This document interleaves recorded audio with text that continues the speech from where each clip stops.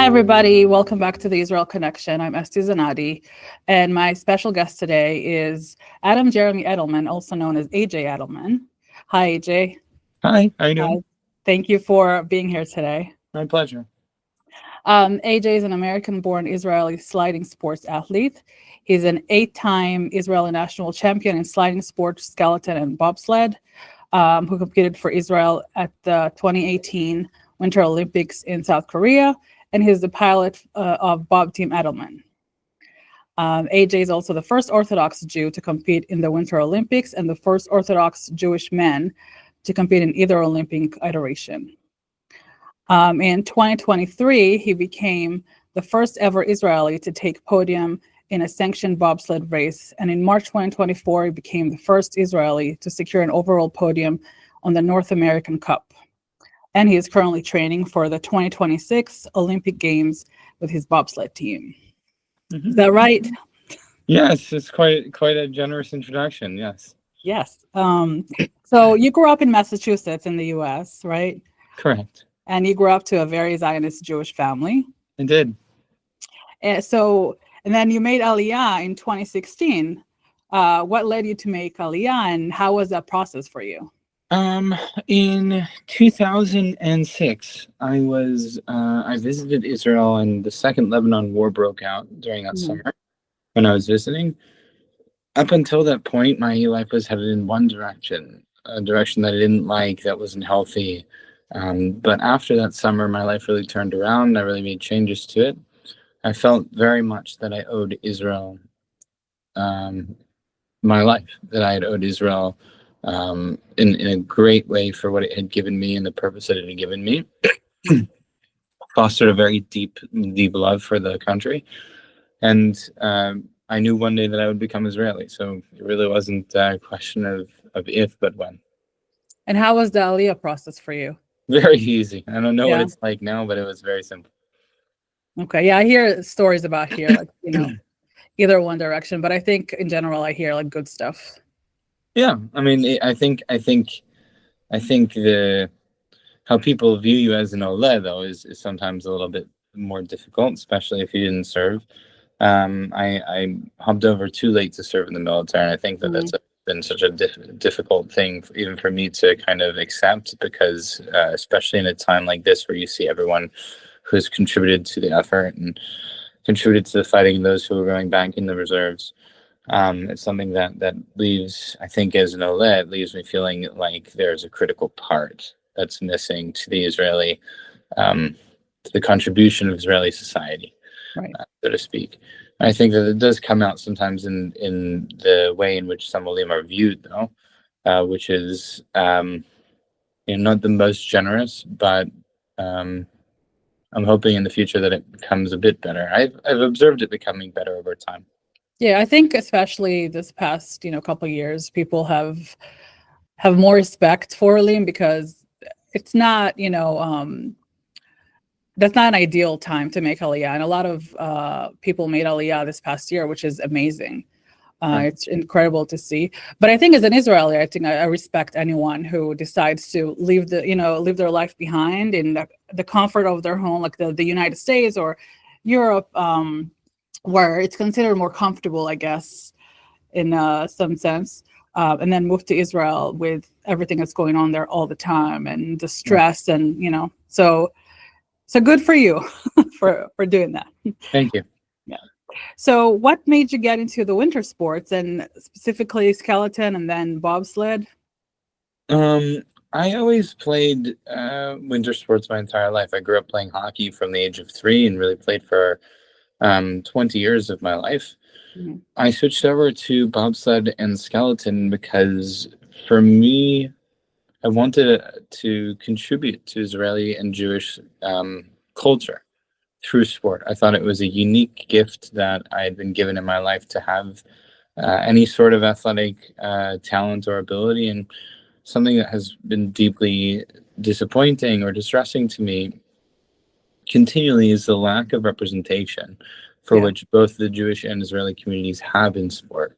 And the reason that there's a lack of representation is not because we don't do sport or we're not built for sport, We actually have some pretty amazing genetics. Like if all the Ashkenazim should realize that if Roger Federer or Rafael Nadal or any other person who comes from Europe can play at the highest level of sport, there's no reason that Jews cannot play at the highest level of sport, or Ashkenazim at least. And from the Mizrahim, oh my God, amazing athletes, just absolutely phenomenal, physically gifted people in Mizrahim, Sfarim. So really what it came down to is a realization that Jews and Israelis self-selected out of sport. They prioritized different things. Yeah. Sport is like the one thing that is just an absolutely pure meritocracy at the end of the day, or as close to one that you can get. So it's not like anti-Semitism has decimated Jews in sport. Anti-Semitism historically has played a significant role in Jews' access to sport, but not today. Right? Today, it's essentially if you could perform, you get on the team.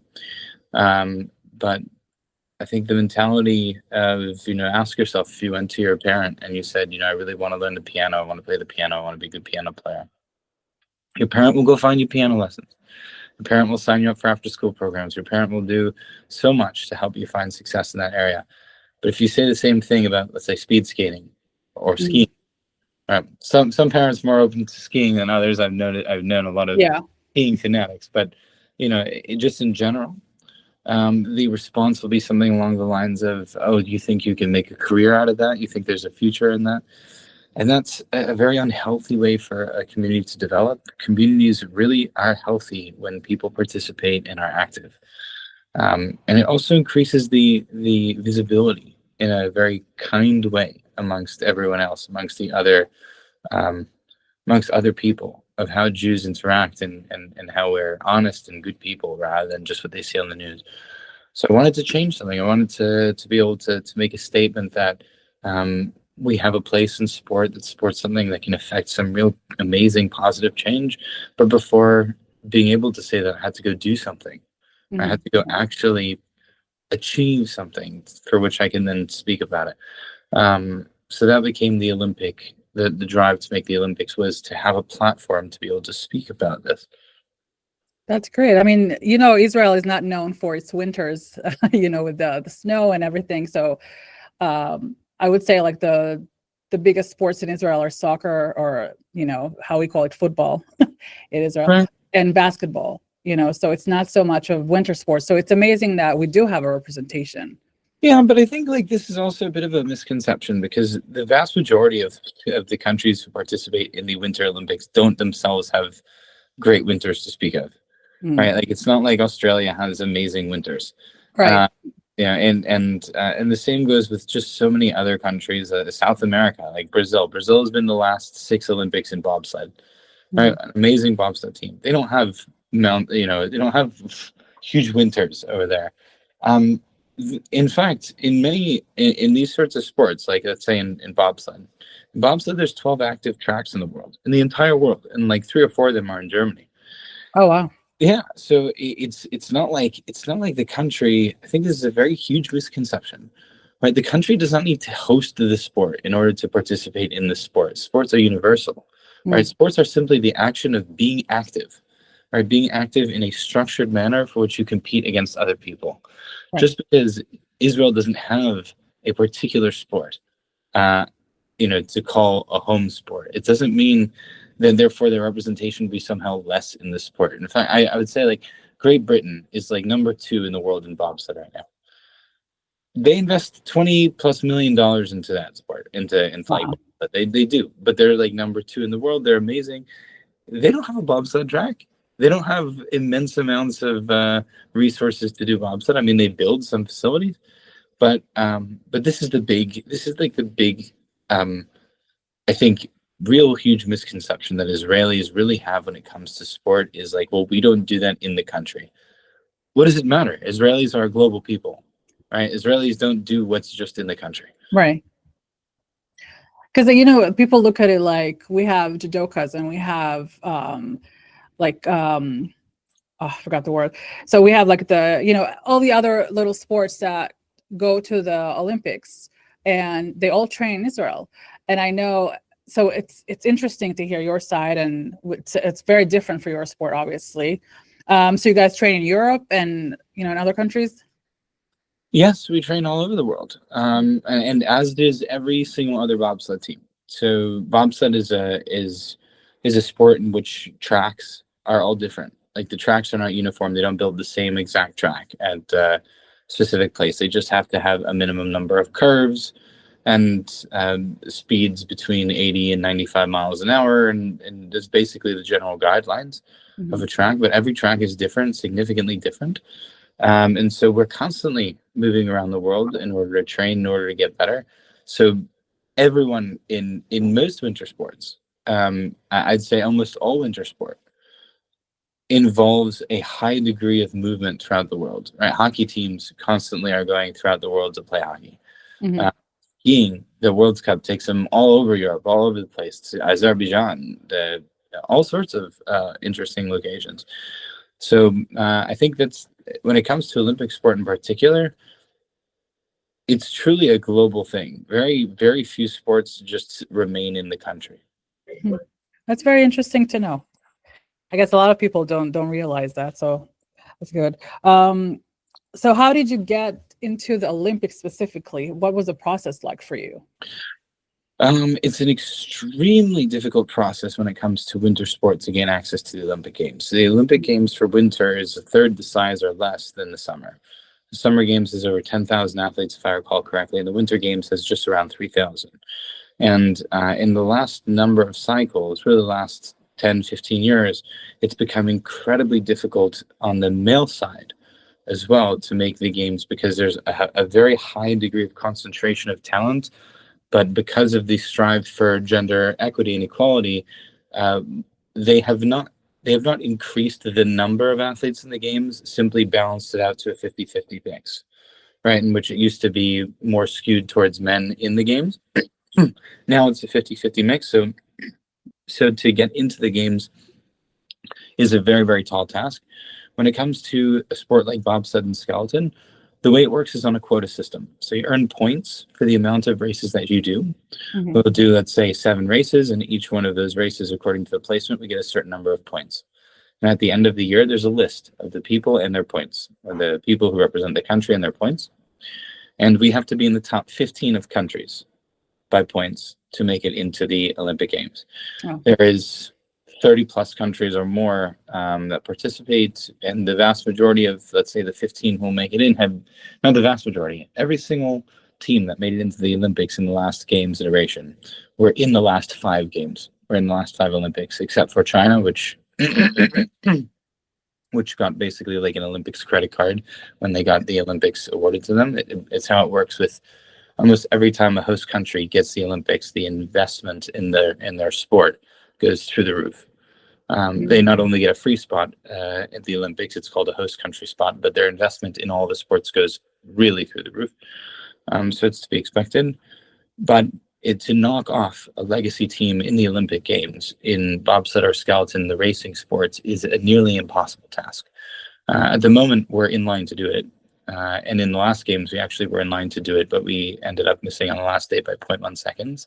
Mm-hmm. But at the moment, we're in line to do it, presently in the quota position. All right, that's amazing. And how did your BobTeam Edelman come together? It came together in the middle of COVID when the world shut down. I really wanted to understand what I was going to do. I was in business school at the time, and I was coaching other Israelis in skeleton, those who'd come after me. I was coaching them usually by staying on Zoom and Skype with them for long periods of time. But when the world shut down, I thought it would be a really interesting opportunity to try to further increase the visibility of what we could do in winter sport if I were to put together a bobsled team and make it. And Israel hadn't had a really actually competitive bobsled team that could make the Olympics for 20 some odd years, since 2002, 2003. And that was really for me like hey, everyone kind of knows the movie Cool Runnings, or I think in Israel it's called Tachat Me'efes. Everyone knows about that team from the 80s, the Jamaican team. So wouldn't it be amazing if we could make the Olympics in bobsled for Israel and really create a story that lasted for a very long time? That's great. So in the past year, you've been very active online on social media, supporting Israel, speaking for Israel, speaking the truth, and showing the other side of things. And I know it's been an incredible journey for you. I mean, it feels like it from what I witnessed because I've been following you around, on social media. So how did that impact you personally and professionally? I think it has greatly hindered the ability of the team to obtain sponsorship. Mm, So Israel is always somewhat of a political football, yeah. but since Israeli companies have never really sponsored the bobsled team, actually Toyota in Israel sponsored, was our only Israeli company to ever sponsor the bobsled team. Oh, Uh, wow. like they sponsored in the initial run in 2021, 22, but thereafter withdrew from the sponsorship. But no other Israeli company has ever sponsored our team. The So we searched for sponsorship outside of Israel, and it made us toxic. No one wanted to Mm, touch the team. To be honest, it was something that I anticipated. I understood what would come with the uh, advocacy or the or being so outspoken, but the many of all of my teammates were called to war after October 7th, mhm. and they were fighting. There is absolutely no reason that a team that exists as an extension of the state of Israel does not also fight in the way that it can.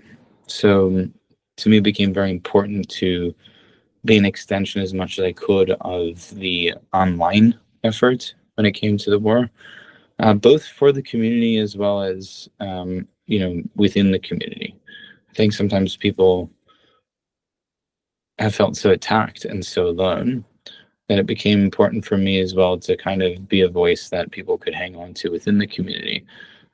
So that they, sometimes it just helps to open up and see your thoughts reflected and say, I'm not so crazy. You know, that's been a very important part, I think, of my own personal journey since, the last 503 days Yeah. is to really project our voice out into the world. Has it changed your relationship to Israel in any way? No, the relationship with Israel was always, I think Or maybe like made it stronger or, no, it's always No? been very, very much the same. I Mhm, think everything that I do in life for the last 10 plus years mhm. has really been with a thought. Anything of any sort of consequence or significance has been with a thought, how does it reflect on Israel? The the incredible blessing and honor of representing a country in sport is that you've been gifted that from the country, right? I can't just throw on an Israeli flag and walk up to a competition and say, "Hey, I'm from Israel." Israel has to give me permission Right. to represent the country.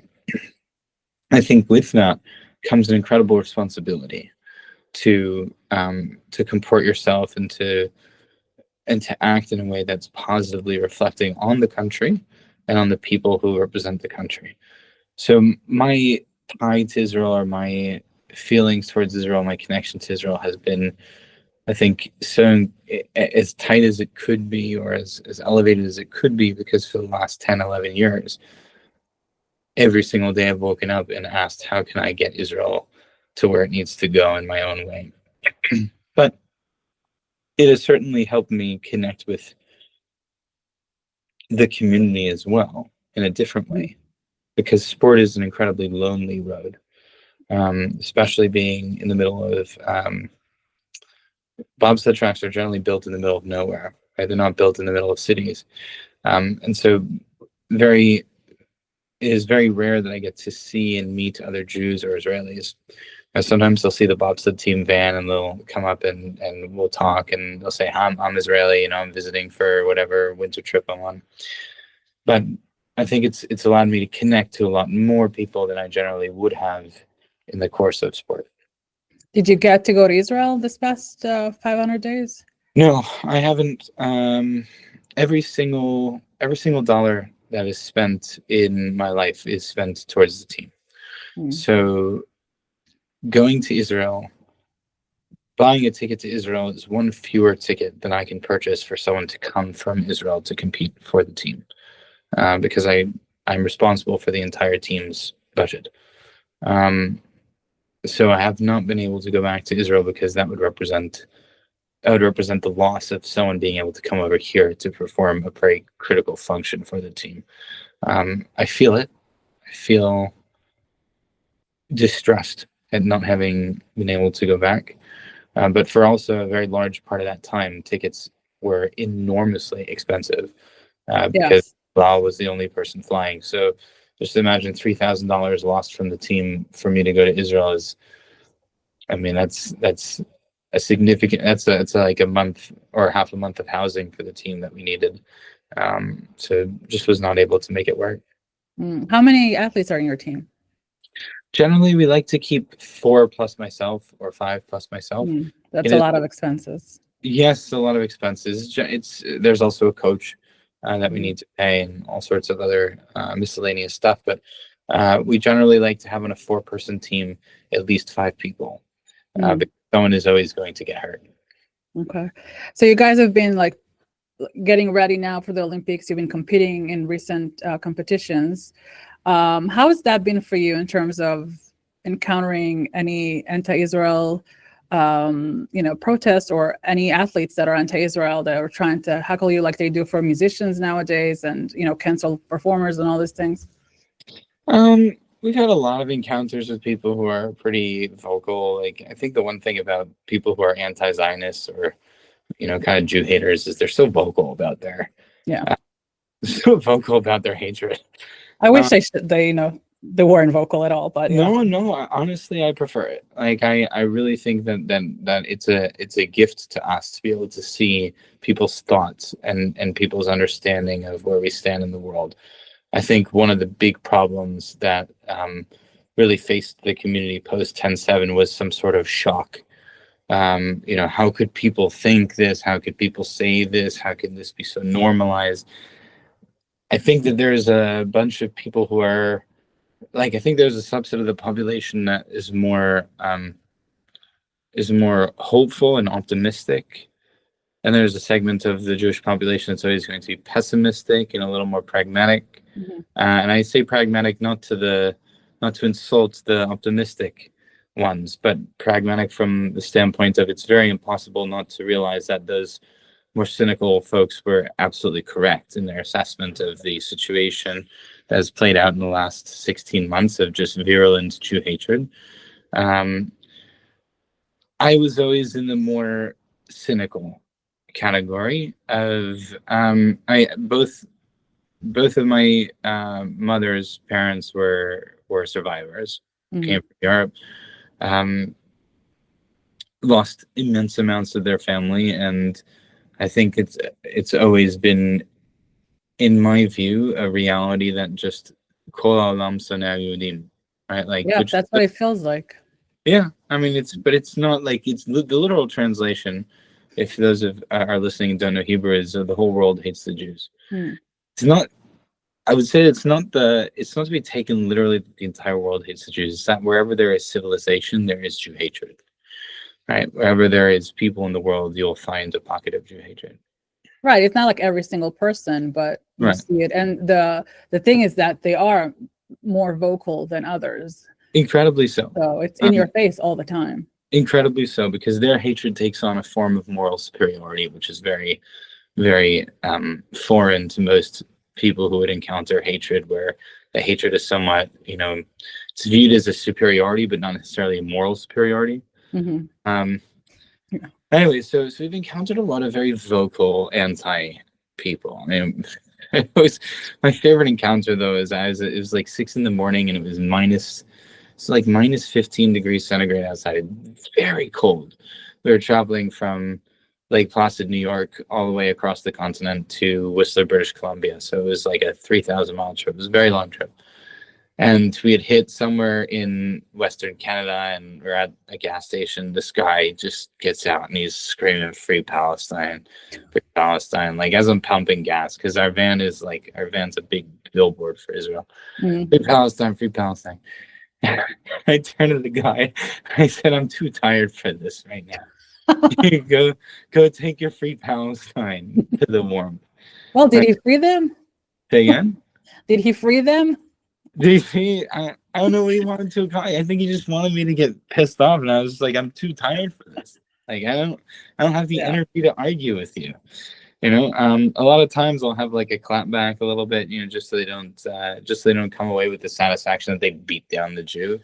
Like I think you should stand tall. You don't accomplish anything by clapping back, but Right. you have, but it doesn't leave the impression, at least, that they cowed the Jew into silence, or that they that they left somehow with the Jew being too stunned to speak, or Yeah, I So think we're past that time. We're no longer silent. for sure, but generally I'll respond pretty forcefully. But in that situation, it's like, well, what are you doing? It's like 6 a.m. It's freezing your ass off in a gas station. Like, there's a time and a place for your hatred. It's not here. Yeah. It reminds me of those people that post Free Palestine on a video of someone making a sandwich, like some ridiculous stuff. It's crazy. Yeah, like that's not the place. I don't know. Their hatred is very consuming. Yeah, and I mean, it looks like that's all they can say. They never say anything else. This is it. Like no, and when you try to talk to them, if you try to talk to them, there's no reasoning to anything. Like they don't know anything. They just keep screaming at you, "Free Palestine!" Right.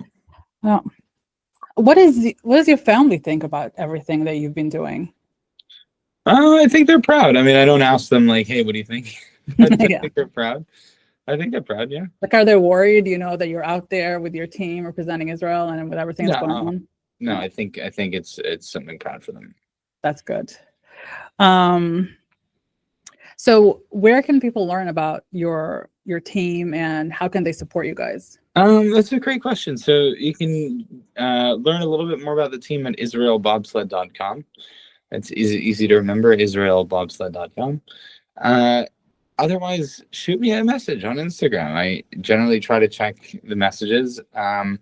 There's a lot of automated garbage messages that come through, so sometimes it gets drowned out. But actually, if you DM the Israel Bobsled Instagram, so just go to Instagram Israel Bobsled. You can also DM that Israel Bobsled Instagram. That's probably an easier way to get through to me. To support the team, there's a donation link. It's tax deductible in the United States on the website for israelbobsled.com. But we would like to. Sleds are kind of like billboards. They're if you ever see like racing cars, it's a racing sport. So in racing sports, the cars or the vehicles are covered in sponsorship logos from companies. Our sled is presently blank, so we'd love to put some companies on it, especially because we're one of the best teams in the world. And I mean that in all seriousness. We finished 3rd place overall in North America last year. We finished 4th place this year, 0.08 seconds out of 3rd. We're an amazing team. We're ranked 22nd in the world at the moment. We're in line for that Olympic quota spot if we can find the right amount of sponsorship and support. And that, let's do something special together. So if you want to be a part of some real unique, cool history for Israeli and Jewish sport, please get in touch. Yes, and I'll share the link in the description of the podcast, so it's easier for people. Mm-hmm. What is your message to the non-Jewish world, especially as an athlete? That's a good question. I don't think that it's ever the role of Jews are a non-evangelical religion. So we're not preachy people. And I don't really like any sort of moral superiority or superiority that, like in terms of messaging. I've never been a fan of like the Jews have X amount of Nobel Prizes, for that reason. Like it kind of reeks of there's a difference between pride and superiority. So I don't really have a message for non-Jews. I think that at the end of the day, what I guess I would say is if there was a non-Jewish person listening, that I guess all of what I have hoped to convey in the last year, I think what most Jews have tried to convey in the last 16, 17 months, is that we're just asking for the same standard applied across moral spectrums, right? The standard that when viewing this conflict, there's nothing that would really ever justify, no matter what happened 80 years ago or what you claim happened 80 years ago, Right. or what's going on in another country, because Gaza is a completely separate place in the West Bank. There's nothing that would justify stealing someone's 9-month-old and then murdering them and then parading them in the town square. Like, it's not human behavior. It's not normal behavior, right? So I think that a lot of the messaging really comes down to, would you accept that person as your neighbor, right? Right. I mean, forget the fact that Palestinians are not even remotely close to Native Americans, right? But even if they were, would you accept Native Americans pouring over into community and raping people and murdering them and dragging them back to their place and just having parades and after they've brutally killed them? No, of course you wouldn't. You'd say it's barbaric and it's Right. problematic. Mm-hmm. I think it's all I would ever ask, right? No special treatment, nothing. Just, would you tolerate that of your neighbor? If the answer is that you would tolerate it of your neighbor, I feel sad for your children, right? Like, that you would be willing Yeah. to offer up your child as some sort of sacrifice. But if you wouldn't, why would you expect us to like? Why would you expect anyone to have that as a neighbor? That's really what I was so struck by today. Right. Today is a horrific day. The parading of a 9-month-old child that was stolen, in the town square, like it's some movie, like it's a big entertainment event. No one would accept that from their neighbors. No. No one would ever say that that's a neighbor, that they want that in their community. And that's really what hits so hard. It's like, people marched for this, people advocate for this. No excuse. Yeah, it's that people lost their souls. That's what it Right? seems like. Yeah, It's it's insane.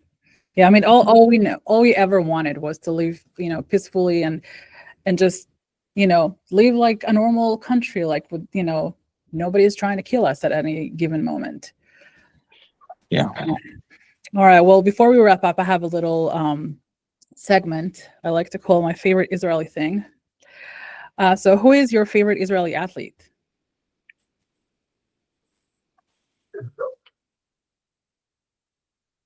We'll go with Jared Firestone. He succeeded me in skeleton. He's a great dude. He's a great representative of the country. He presently competes and is also headed, hopefully, towards Milan, the Olympics. All right. Good luck to him. Who is your favorite historical figure?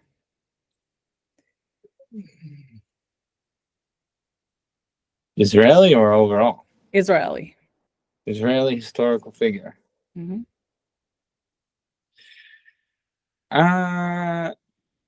I'd say Golda. Yeah, Golda. Golda's awesome. Golda's amazing. Yes. What is your favorite Israeli food? I was about to say shawarma, and then I realized as I've gotten older, the amount of fattiness that's in a shawarma has, for some reason, become a turnoff.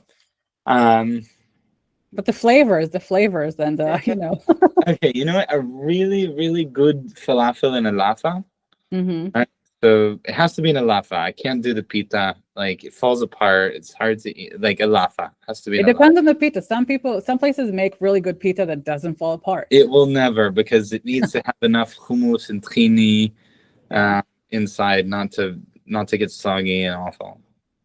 What is your favorite Israeli vacation spot? If you got to go vacation in Israel, Netanya.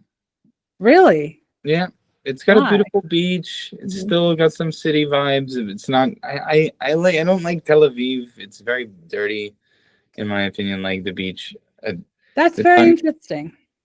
Yeah, Netanya is quite beautiful, but I also like the Golan. When I visit the Golan is beautiful. The Golan is amazing. It's just a no-go zone at the moment. So yeah, no, I have family there, so they had to evacuate, of course, but it's a gorgeous place. It's beautiful. yes. And then lastly, what is your favorite Hebrew word or expression? Chaval al hazman. Oh, yeah. When I was growing up, I literally was always literally translating words in my head because that's how I learned Hebrew when I was younger, to literally translate word by word. So when I started hearing it said, I was like, wait, they're saying it's a waste of time. They're saying it's like a bad pity on the time or something like pity that. on the Yeah. time. Like, what is this? But it turned out to be quite the good thing. So that's why I always went chaval al hazman. Yeah. So to those who don't know, Chaval al-Azman means it's amazing. It's like, this is so good. Like this ice cream, Chaval al-Azman, it's like so good. Like that's more or less what it means. I think the kids today would say it slaps, but this was Yeah, right. It slaps for like 2005 era. Yeah, or like today I would say Reese or something. I don't know. There we go. Yeah. I guess my 10-year-old daughter, she's still like trying to figure out the Reese and all these words. Good luck to her. Yeah, I know. All right. Well, AJ, thank you so much for being here today. It's been a pleasure talking to you. And I'm glad we got to do it finally. It's my pleasure. Thank you. And thank you all for listening. Until next time.